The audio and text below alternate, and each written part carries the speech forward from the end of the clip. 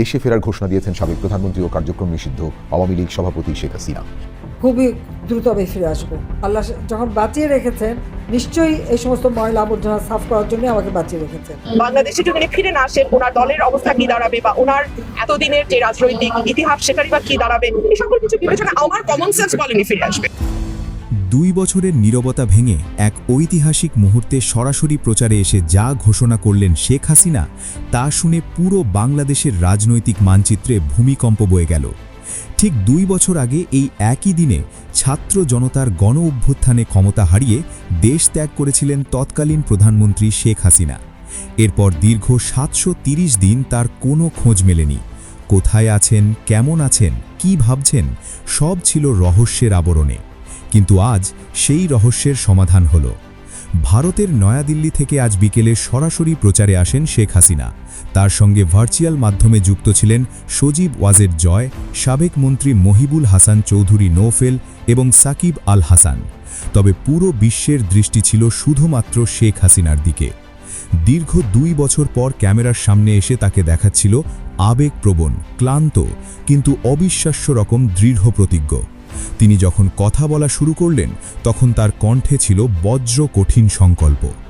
অত্যন্ত ভারাক্রান্ত কণ্ঠে তিনি বলেন, আমার প্রাণপ্রিয় দেশবাসী, আজ দীর্ঘ 2 বছর পর আমি আপনাদের সামনে এসেছি।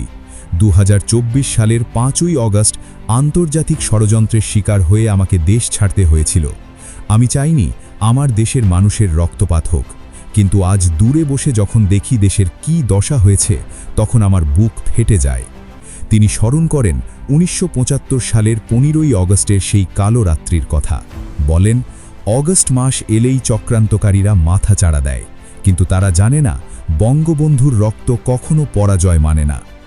বর্তমান সরকারের সমালোচনা করে তিনি বলেন, যারা বড় বড় কথা বলে ক্ষমতা দখল করেছিল, তারা আমার সাজানো দেশটিকে আজ কোথায় নিয়ে গেছে। অর্থনীতি ধসে পড়েছে, মানুষ দুবেলা খেতে পারছে না, চারদিকে শুধু হাহাকার। আমি আর নীরবে এই ধ্বংসলীলা সহ্য করতে পারি না। এরপরই তিনি তার প্রত্যাবর্তনের ঘোষণা দেন। আজ আমি আপনাদের কথা দিচ্ছি, আমি খুব শিগগিরই বাংলার মাটিতে ফিরে আসছি। কোনো মিথ্যা মামলা, কোনো আইনি বাধা, কোনো ষড়যন্ত্র আমাকে আটকাতে পারবে না। আমার পিতার স্বাধীন দেশে ফেরার অধিকার আমার জন্মগত। তিনি তার দলের নেতাকর্মীদের উদ্দেশ্যে বলেন, আপনারা আর লুকিয়ে থাকবেন না, বুক ফুলিয়ে রাজপথে নেমে আসুন। আমাদের ঘুরে দাঁড়ানোর সময় এসে গেছে। আমাদের সুদূর প্রসারী মহাপরিকল্পনা আজ থেকে বাস্তবায়ন শুরু হলো। তিনি জানান, আন্তর্জাতিক মহলের সাথে আমাদের সব আলোচনা শেষ হয়েছে। আমাদের বন্ধু রাষ্ট্রগুলো বুঝতে পেরেছে বাংলাদেশ আজ গভীর সংকটে। তারা আমাদের দেশে ফেরার প্রক্রিয়াকে সম্পূর্ণ সমর্থন জানিয়েছে। বর্তমান প্রশাসনকে সরাসরি চ্যালেঞ্জ ছুড়ে তিনি বলেন, যারা ভেবেছিল মামলা হামলার ভয় দেখিয়ে আওয়ামী লীগের শেকড় উপড়ে ফেলবে, তারা বোকার স্বর্গে বাস করছে। আওয়ামী লীগের শেকড় বাংলার মাটির গভীরে প্রথিত।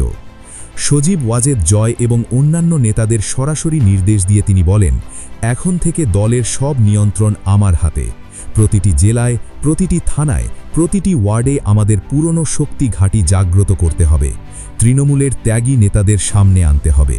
তিনি আরও বলেন, আমার বিরুদ্ধে যত মিথ্যা মামলা হয়েছে, আমি দেশের মাটিতে পা রেখে আইনের মাধ্যমে তার মোকাবিলা করব।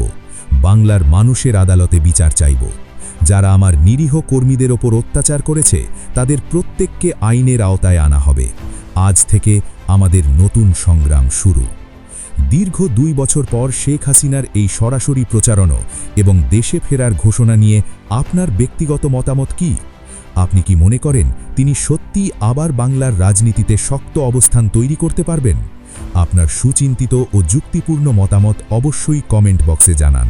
ভিডিওটি ভালো লাগলে লাইক দিন এবং শেয়ার করে সবাইকে জানিয়ে দিন এই শতকের সবচেয়ে চাঞ্চল্যকর রাজনৈতিক খবর। জাতীয় ও আন্তর্জাতিক রাজনীতির সত্য ও নিরপেক্ষ খবর সবার আগে পেতে আমাদের চ্যানেল সাবস্ক্রাইব করুন এবং বেল আইকন চাপুন। সম্পূর্ণ সময় আমাদের সাথে থাকার জন্য আপনাদের সবাইকে অসংখ্য ধন্যবাদ।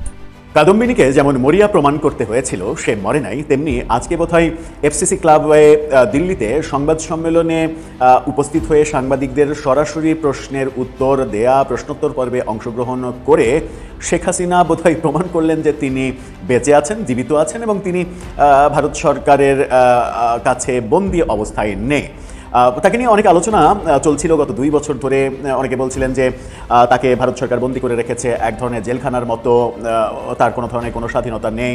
আজকে দিল্লিতে যে প্রেস কনফারেন্স, সেখানে কথা ছিল এরকম, আমরা শুনছিলাম বিভিন্ন প্রচারণায় যে তিনি মানে অডিও বার্তা দেবেন। কেউ বলছিলেন আওয়ামী লীগেরই তো নেতা রাশিক রহমান, তিনি বলেছেন যে কোনো ধরনের কোনো বার্তা দিয়েছে বলে আমাদের কাছে মনে হয়নি। সরকার গণমাধ্যমকেও এক ধরনের মানে শাসানি সুরে কথা বলেছেন সরকারের প্রধানমন্ত্রীর উপদেষ্টা। পরবর্তীতে তথ্য মন্ত্রণালয় থেকে যে সংবাদ বিজ্ঞপ্তি প্রকাশ করা হয়েছে সেখানে কিছুটা সফট ল্যাঙ্গুয়েজ আমরা দেখেছি।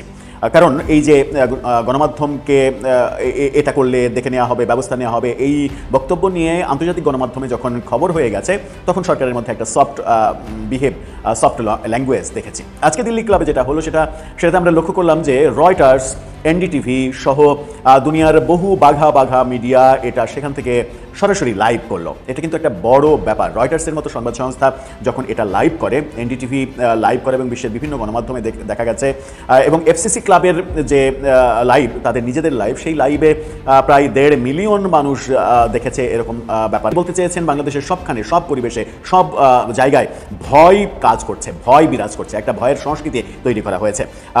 এবং তিনি বলার চেষ্টা করেছেন এই বাংলাদেশ মুক্তিযুদ্ধের বাংলাদেশ না। এবং তিনি বলেছেন জুলাই শান্তিপূর্ণ ছাত্র আন্দোলন ছিল না, অন্য কিছু ছিল, এটা বলতে চেয়েছেন যে সংঘবদ্ধ শক্তির কাছে জিম্মি ছিল ছাত্ররা, অর্থাৎ কোনো তৃতীয় একটা শক্তি ছিল যাদের কাছে ছাত্ররা জিম্মি ছিল। তিনি বলছেন যে ডক্টর ইউনূস তো নিজেই মেটিকুলাস তত্ত্ব দিয়ে প্রমাণ করেছেন যে এই ডিজাইনটা আন্তর্জাতিক পর্যায় থেকে পরিচালিত হয়েছে। গণতন্ত্রের বাইরের শক্তিকে ক্ষমতায় আনার প্ল্যান ছিল এটা, এমন কথাও বলেছেন। অর্থাৎ বাংলাদেশের গণতন্ত্র যেন ধ্বংস হয়ে যায়, গণতন্ত্রের 1 মিলিয়ন মানুষের তালিকা করে নির্যাতন করা হয়েছে গত 2 বছরে, বিশেষ করে ডক্টর ইউনূসের সময় 1 মিলিয়ন মানে 10 লক্ষ, এটা কিন্তু অনেক বড় দাবি। এবং তিনি বলছেন যে আওয়ামী লীগ সরকার যে উন্নতি করেছিল সেই উন্নতিটা ধ্বংস করা হয়েছে এবং আক্রমণটা সরাসরি মুক্তিযুদ্ধের উপরে করা হয়েছে। তিনি যাওয়ার প্রসঙ্গে, বাংলাদেশে ফেরার প্রসঙ্গে নতুন কোনো তথ্য দেননি, অর্থাৎ কবে ফিরবেন এই তারিখ বলেননি। তিনি বলছেন যাব, জনগণের জন্য যাব। ভারত প্রসঙ্গে বলেছেন এক সাংবাদিকের প্রশ্নের উত্তরে যে ভারত খুব ভালো বন্ধু এবং আশা করি ভারত সেই ভালো বন্ধুর মতোই তারা পরবর্তী বিহেভ করবে এবং ভালো বন্ধুই থাকবে। এক সাংবাদিক প্রশ্ন করেছিলেন যে তৃতীয় কোনো দেশের সহযোগিতা নিচ্ছেন কিনা দেশে ফেরার ব্যাপারে। তিনি তখন, শেখ হাসিনা তখন ভারতের ব্যাপারটাকেই গুরুত্বপূর্ণ হিসেবে উপস্থাপন করেছেন এবং তার বক্তব্যে মনে এই যে কি বলবো যে ক্ষমা করে দেবেন, ইন্ডেমনিটি দেবেন, আবার আরেক পক্ষকে ক্ষমা চাইতে বলবেন, এটা তো হয় না। জয়ের এই বক্তব্য এক অর্থে প্রমাণ করে দেয় যে আওয়ামী লীগের যে কি আন্দোলন ঠেকানোর জন্য আওয়ামী লীগ সরকারের মাধ্যমেই এই মৃত্যুর ঘটনাগুলো ঘটেছে এবং এটা আওয়ামী লীগ মনে করে যে এগুলো ঘটেছে।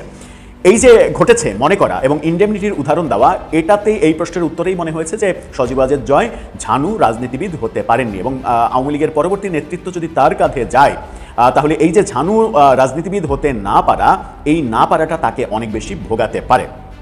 শেখ হাসিনার একটা মজার ব্যাপার আমরা